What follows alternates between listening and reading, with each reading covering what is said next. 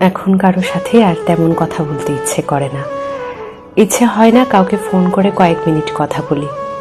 এমনকি কেউ কল করলেও কল ব্যাক করতে মনে থাকে না। মেসেজের রিপ্লাই করতেও ইচ্ছে করে না। যাদের সঙ্গে কথা না বললেই নয়, তাদের সঙ্গেও দু একটু কথা বললেও সব বিষয় নিয়ে কথা বলতে ইচ্ছে হয় না।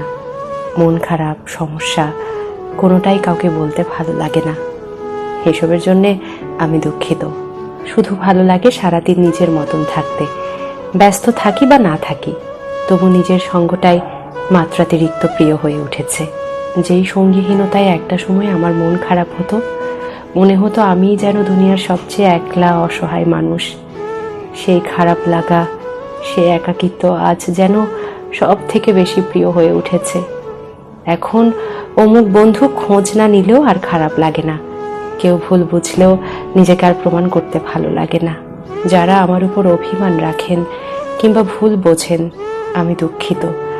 আমি নিজের ইচ্ছের বিরুদ্ধে কারো সাথে কথা বা সম্পর্ক কোনোটাই আপাতত রাখতে পারছি না।